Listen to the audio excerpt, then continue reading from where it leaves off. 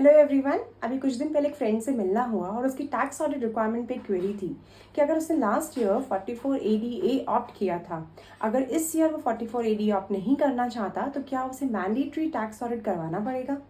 Prima facie तो मुझे यही लगा कि यस करवाना पड़ेगा क्योंकि आपने प्रिजम्पटिव को ऑप्ट आउट किया है, बट जब मैंने इनकम टैक्स एक्ट को रेफर किया तो मेरा थॉट बिल्कुल चेंज हो गया। हेलो फ्रेंड्स, मैं हूं सी रुचि गुप्ता और आज हम बात करेंगे अगर 44 ADA आप किसी ईयर ऑप्ट आउट नहीं करते हैं तो किन केसेस में आपको टैक्स ऑडिट मैंडेटरी होगा।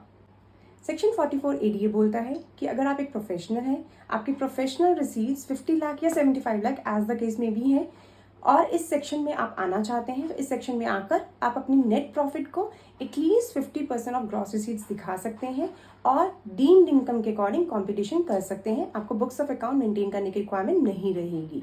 साथ ही साथ एक सबसेक्शन 4 है जो बोलता है कि आप अपने प्रॉफिट्स डीम्ड लिमिट से कम दिखाते हैं और आपकी total income maximum amount not chargeable to tax से ज़्यादा है तो आपको बुक्स मेंटेन करनी पड़ेगी और ऑडिट भी मैंडेटरी हो जाएगा। हाउएवर सबसेक्शन 4 में ऐसा बिल्कुल नहीं लिखा है कि आपको 44 AD एटलीस्ट 5 इयर्स तक कंटिन्यू रखना है, ना ही वो ऑप्ट आउट करने की बात करता है, ना ही वो ये कहता है कि अगर आप अपने प्रॉफिट्स को 50% तक दिखाते हैं या 50% से ज़्यादा दिखाते हैं तो आपको बुक्स ऑडिट कराना मैंडेटरी है, अनलेस आपकी जो ग्रॉस रिसीट्स हैं वो 50 लाख या 75 लाख एज द केस में भी से एक्सीड करती हैं।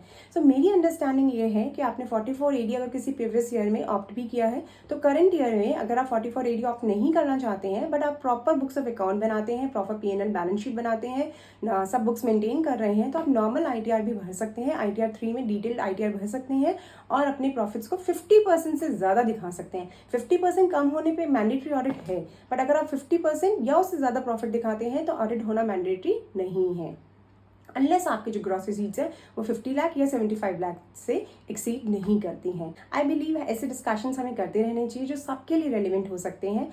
Please do share your views because I believe कि ऑडिट मैंडेटरी नहीं है। प्लीज़ आप भी शेयर कीजिए कि आप क्या सोचते हैं इसके बारे में। Till then, thank you so much for watching my video. Thank you.